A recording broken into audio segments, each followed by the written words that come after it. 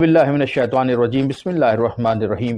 ناظرین کرام، ایک علمی فقہی سوالاتی پہیلی اور معمے کی صورت میں ایک سلسلے کا آغاز کر رہے ہیں۔ اس میں ہم آپ سے ایک علمی فقہی سوال معمہ پہیلی پوچھیں گے۔ اس سلسلے کا مقصد نوجوانوں کو علم دین کی جانب راغب کرنا ہے اور اپنے گھروں کے ماحول کو علمی ماحول میں تبدیل کرنا، تاکہ گھر کے افراد جب باہم یکجا ہوں، ایک ساتھ مل کر بیٹھیں تو دیگر گفتگو کے علاوہ اپنے بچوں سے، دوستوں سے، عزیزوں سے، بھائیوں سے، اہل خانہ سے علمی فقہی سوال معمہ پہیلی پوچھیں، تاکہ وہ سوال کا جواب حاصل کرنے کے لیے کتابوں کی جانب رجوع کریں، علماء کی جانب رجوع کریں اور سوال کا جواب حاصل کر سکیں۔ کلپ کے آخر میں مرحومین کے لیے ایصال ثواب کا سلسلہ بھی موجود ہے۔ آپ اپنے کسی ایک مرحوم کا نام ہمیں ارسال کیجئے، ہم ان کا نام فاتحہ کے لیے شامل کریں۔